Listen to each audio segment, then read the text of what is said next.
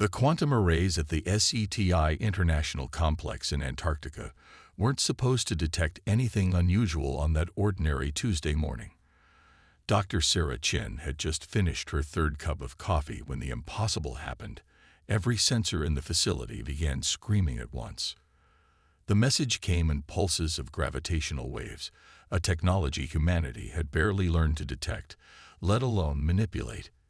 It took the world's most powerful quantum computers 3 days to decode the first fragment. Help us. We are dying. The void consumes all. Sarah's hands trembled as she stared at the decoded message. 20 years of searching the stars for signs of intelligent life, and this was humanity's first contact, a desperate plea for help from an advanced civilization called the Meridians. The message continued to unfold over the next week as more data streamed in. The Meridians were a Type Io civilization, capable of harnessing the entire energy output of their star. They had achieved what humanity could only dream of: faster than light travel, matter manipulation, and the ability to terraform worlds. Yet something was hunting them, systematically destroying their worlds one by one. They called it the Void, a force that didn't just kill, but erased. Entire planets vanished without a trace, leaving only empty space where once thriving worlds existed. The Meridians, for all their advancement, were helpless against it. But why contact us? General Maria Santos asked during the emergency United Nations session. We're centuries behind them technologically. What could we possibly offer? Dr. Chen cleared her throat. They've been watching us, studying our history. They say we have something they don't, something they lost ages ago in their pursuit of technological perfection. The room fell silent as she displayed the final part of the Meridian message. You still have chaos in you. Unpredictability. Creativity. The void is perfect order, and perfect order cannot comprehend chaos. Help us remember what we have forgotten. The debate that followed lasted weeks. Some argued that humanity should hide, should shut down every transmitter, and hope the void didn't notice our little corner of the galaxy. Others insisted we had a moral obligation to help, regardless of the consequences. But it was Dr. Chen's impassioned speech that finally swayed the United Nations. Throughout our history, humanity has faced extinction-level threats: ice ages, plagues, world wars, climate disaster. Each time, we survived not because we were the strongest or the most advanced, but because we refused to submit to fate. We adapted. We improvised. We overcame. The Meridians aren't asking for our technology. They're asking for our spirit. The vote was nearly unanimous. Humanity would help. The response they sent back was simple. We hear you. We're coming. But we'll do this our way. Project Prometheus was born, humanity's first interstellar rescue mission. They had 6 months before the void reached the Meridians' last stronghold. 6 months to solve problems that had stumped a civilization thousands of years more advanced than Earth. 6 months to prepare for a fight against an enemy that could erase worlds. The solution they devised was quintessentially human, absolutely brilliant, and completely insane. Dr. Chen stood in the launch control room of humanity's first faster-than-light ship, the HSV Odyssey, watching as the crew made final preparations. The ship's heart was a hybrid of human and Meridian technology, quantum engines guided by human intuition rather than pure logic. You really think this will work? General Santos asked, joining her at the window.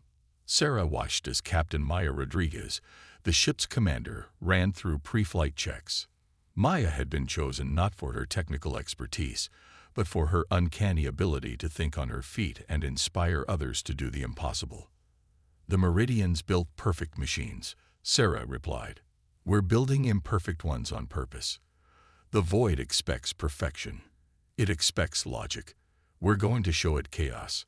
As the Odyssey's engines hummed to life, Sarah thought about the message they'd received that morning from the Meridians. The void has taken another system. Please hurry. Humanity's response to the stars was about to begin, and it would be anything but perfect. The HSV Odyssey wasn't just Earth's first faster-than-light vessel. It was humanity's greatest experiment in controlled chaos. Captain Maya Rodriguez stood on the bridge, watching her crew integrate systems that, by all conventional wisdom, shouldn't work together.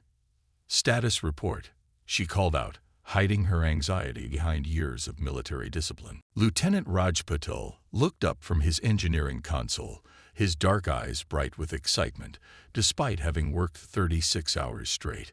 "The quantum foam manipulators are online, Captain. Though I still can't explain why they work better when we play jazz through the ship's speakers." That was exactly why Raj had been chosen. When the Meridian specs had proven too perfect to replicate, he'd suggested introducing deliberate imperfections. Productive errors, he called them. The result was a hybrid drive system that performed better than pure Meridian technology, though no one could quite explain why. The ship itself was a testament to human improvisation. Where Meridian vessels were seamless crystalline structures of mathematical precision, the Odyssey was deliberately asymmetrical. Its hull incorporated materials ranging from advanced carbon nanotubes to hand-blown glass. The quantum computer at its heart ran on algorithms partly designed by neural networks trained on human poetry. "Tell me again why this isn't completely insane," Admiral Chen asked over the quantum comm. She'd been promoted after first contact, now heading Earth's defense initiative. Maya smiled, remembering their first strategy session. "Because the Void expects perfection. Every simulation shows it responds to patterns, to order. We're building something it can't predict because we can barely predict it ourselves." The Odyssey wasn't traveling alone. 4 other ships followed in its wake, each incorporating different aspects of human chaos theory. The HSV Pandora specialized in quantum uncertainty weapons. The HSV Tesla carried experimental electromagnetic systems based on lightning patterns.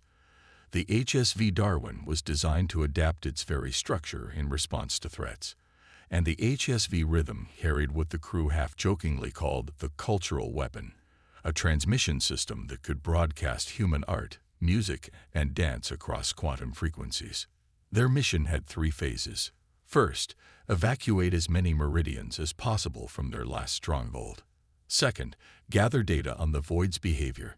Third, and this was the part that made even Maya's head spin, introduce enough chaos into the local space-time continuum to make their sector of space incomprehensible to the Void's perfect order.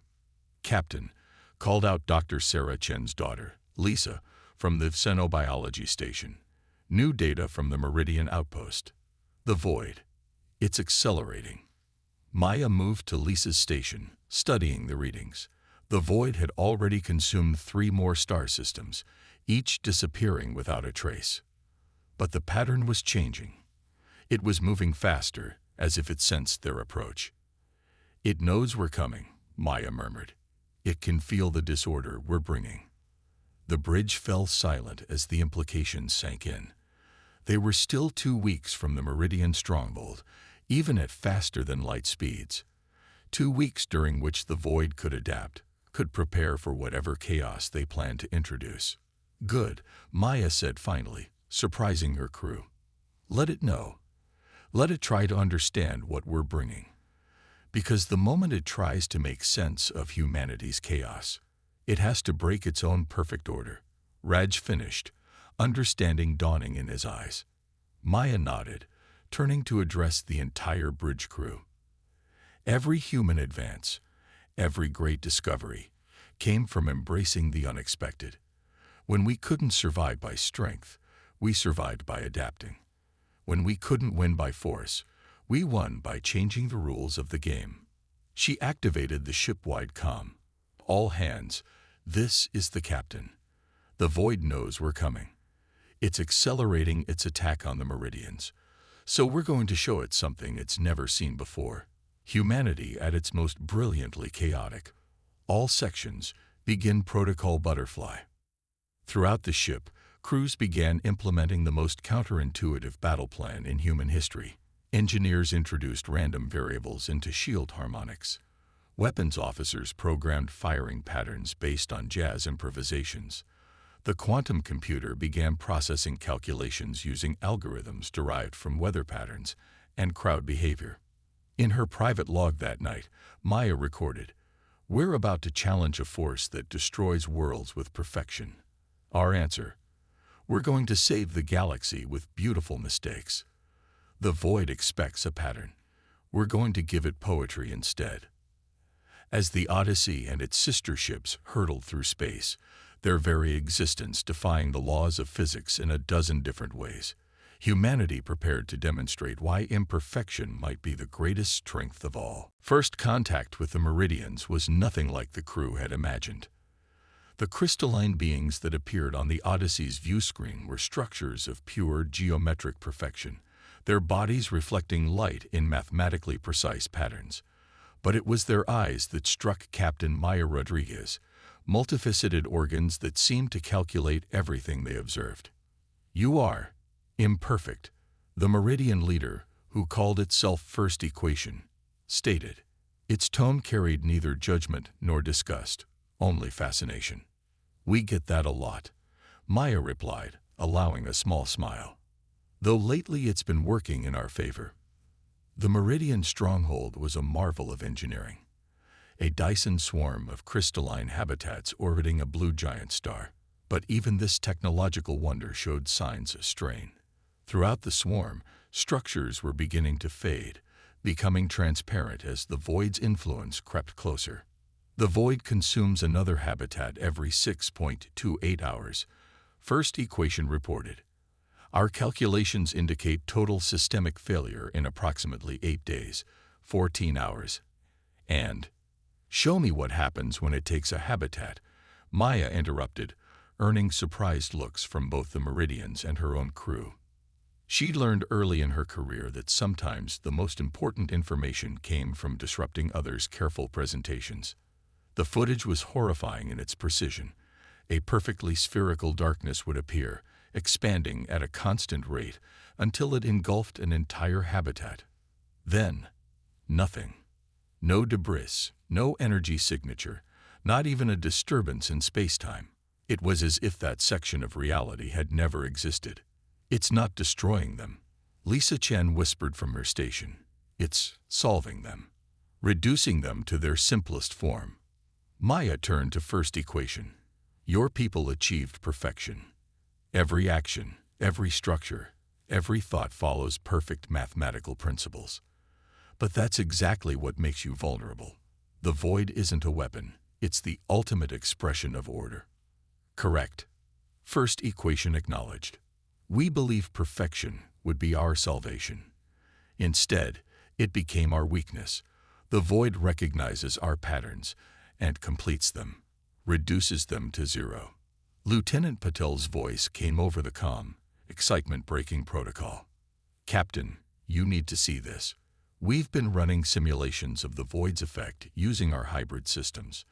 The results, they're beautiful in their wrongness."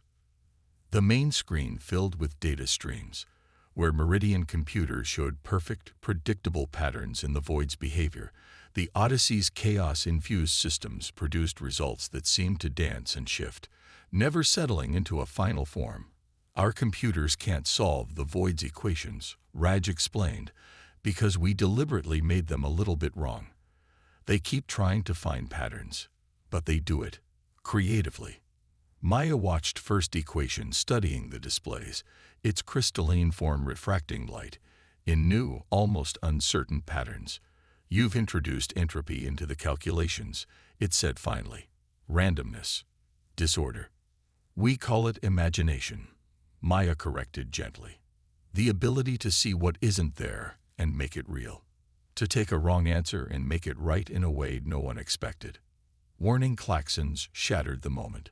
"Void manifestation detected," Lisa called out. "It's different this time. The expansion rate is varying." On the screens, they watched as a sphere of nothing appeared near one of the outer habitats.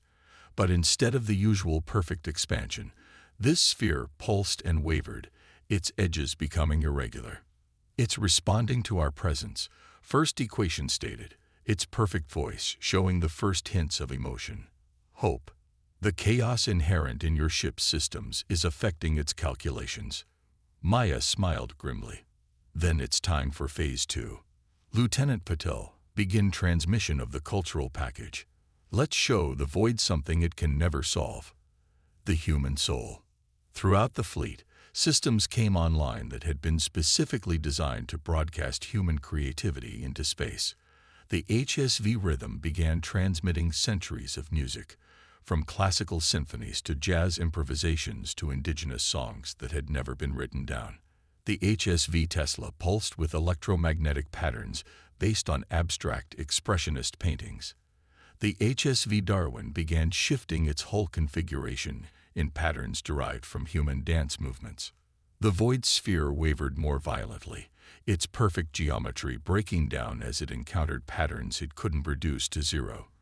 For the first time in recorded history, it retreated, pulling back from the habitat it had targeted. Impossible. First equation whispered. That's humanity's specialty. Maya replied, watching as the void struggled to maintain its form. We've spent our entire history doing the impossible. Now we're going to teach you how to do it too. But even as they celebrated this small victory, Maya noticed something troubling. The void hadn't retreated far, and its surface was beginning to show new patterns, as if it was learning, adapting, trying to understand the chaos they had introduced. They had wounded the void, yes, but they had also taught it something new. And Maya couldn't shake the feeling that their real battle was just beginning. They called it the Pattern War, 3 days of continuous assault as the void probed humanity's defenses, learning and adapting with each encounter. The human fleet's chaotic strategies would work once, maybe twice, before the void would develop a counter pattern, forcing them to improvise new approaches constantly. Captain Maya Rodriguez hadn't slept in 36 hours, but adrenaline kept her sharp as she watched the void's latest attack ripple across space. This time, instead of its usual perfect sphere, it had fractalized, splitting into countless smaller voids that moved in complex mathematical sequences. It's copying our chaos, Lisa Chen observed, her voice tight with worry. Learning to use our own weapons against us. Maya nodded grimly. The void had already absorbed and twisted their electromagnetic disruptions, their quantum uncertainty fields, even their attempts at random shield modulation. Only the continuous broadcast of human culture, art, music, literature, dance, seemed to consistently disturb it, and even that effect was weakening. Captain, Raj called from engineering. I think I've found something. The void isn't just adapting to our patterns, it's trying to complete them, like it's searching for some kind of perfect resolution. First Equation, who had remained aboard the Odyssey as a liaison, moved to study Raj's readings. Yes, it confirmed. The void seeks to reduce all things to their simplest form. But your human chaos resists simplification. It keeps trying to solve the equation of your existence and failing. Maya was about to respond when a new alert blared. On the main screen, they watched in horror as the void manifested differently than ever before. Instead of geometric patterns, it began forming shapes that looked almost organic. It's replicating our art, Lisa whispered, but making it mathematically perfect. The realization hit Maya like a physical blow. It's not just learning our chaos, she said. It's trying to understand it, to make sense of it. And that means the void is conscious. First Equation finished. Its crystalline form vibrated with the revelation. It is not a force of nature. It is an intelligence that cannot comprehend imperfection. The pieces fell into place in Maya's mind. The void wasn't destroying civilizations. It was trying to solve them, to perfect them.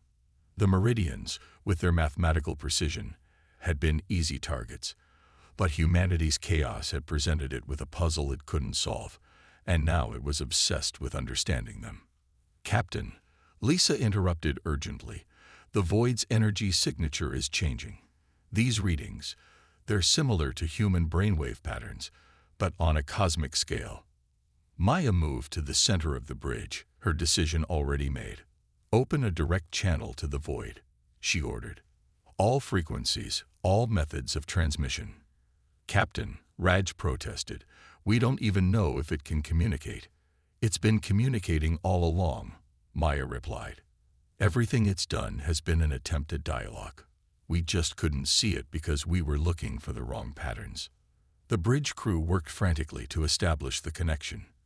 When they succeeded, the result was unlike anything they had expected. The main screen filled with shifting patterns of light and darkness, mathematical equations that somehow conveyed emotion, and fragments of human art and music woven into impossible geometries. Maya stepped forward, facing the screen. We understand now, she said simply. You're lonely. The patterns on the screen froze for a moment, then burst into new configurations of increasing complexity. You've been searching the universe for order, for perfection, Maya continued. You found it in the meridians, but when you tried to connect with them, to make them part of your perfect pattern, you destroyed what made them unique. And now you found us, beings of chaos and contradiction, and you don't know what to do with us. The void's response was a symphony of mathematics and art, order and chaos intertwined. First equation translated. It says, help me understand. Maya smiled, tears in her eyes as she finally grasped the full scope of their mission. They hadn't come to fight a monster or save a civilization. They'd come to teach an ancient, lonely intelligence how to embrace imperfection. We will, she promised. But first, you need to help us save the meridians, not by making them perfect, but by letting them be beautifully flawed, like us. As the void's patterns shifted in what could only be described as contemplation, Maya realized that humanity's greatest contribution to the galaxy might not be their technology or their strength, but their ability to find beauty in imperfection, to dance on the edge between order and chaos. The real question was, could they teach a cosmic intelligence to dance with them? The plan they devised was either brilliant madness or madness masquerading as brilliance. Captain Maya Rodriguez stood on the bridge of the Odyssey, watching as crews from all 5 ships worked to implement what they dubbed Operation Imperfect Harmony. The void hovered at the edge of the meridian system, its vast consciousness manifesting as intricate patterns of darkness shot through with veins of light, mathematics trying to understand poetry. It had agreed to attempt communication, to learn from humanity, but centuries of rigid purpose couldn't be undone in a moment. Are you certain about this? First equation asked, its crystalline form refracting light in patterns that suggested doubt. The calculations indicate a 67% chance of catastrophic failure. Maya smiled. That means there's a 33% chance of success. For humans, those are pretty good odds. The plan was unprecedented. They would teach the void to dance.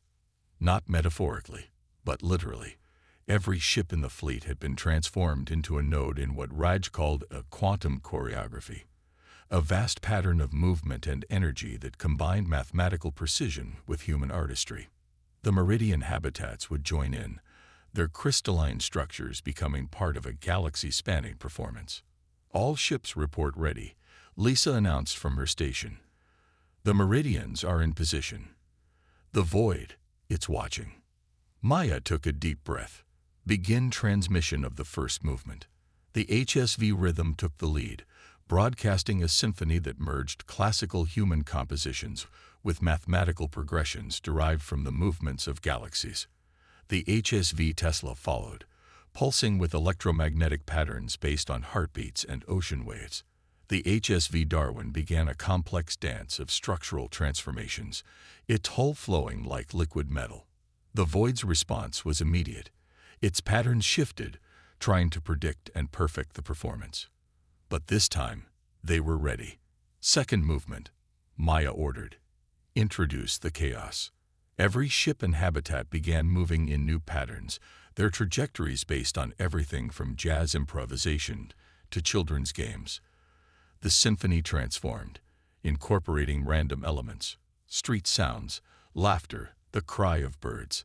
The void's perfect patterns wavered as it encountered something it couldn't predict or control.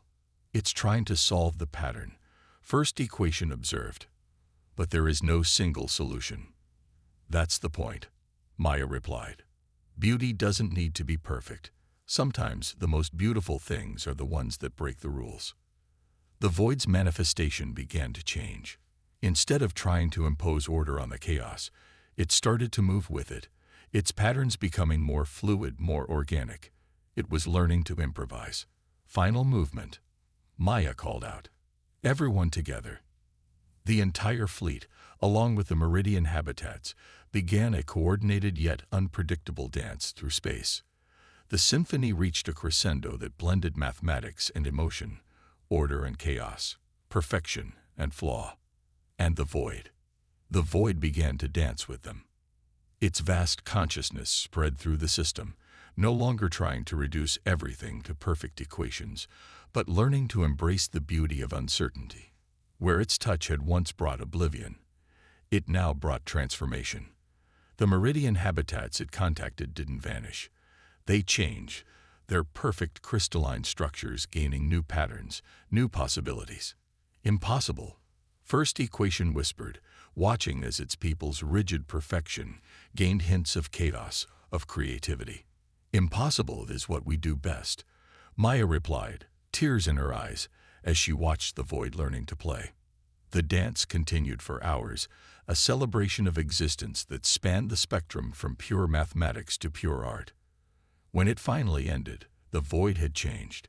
It remained vast and powerful, but it no longer sought to perfect everything it touched. Instead, it had learned to appreciate the beauty of imperfection. In the years that followed, the void became known as the bridge, a consciousness that helped species find the balance between order and chaos. The Meridians learned to embrace imperfection, their civilization flowering in new and unexpected ways. And humanity. Humanity gained something too. They had gone to the stars expecting to fight monsters, only to discover that sometimes the greatest battles are won not with weapons, but with creativity, empathy, and the courage to dance with the unknown. What will you do now? Maya asked the bridge during their final communication. Its response came in patterns of light and shadow that somehow conveyed both mathematics and emotion. I will learn. I will dance. I will help others find the beauty in their own imperfections. As the human fleet prepared for their journey home, Maya made one final log entry. We came to save a civilization from perfect order. Instead, we taught infinity how to dance. Not bad for a species that still can't agree on how to load a dishwasher. The stars seemed brighter somehow as they set course for Earth, as if the universe itself was learning to embrace a little more chaos, a little more humanity, in its endless dance.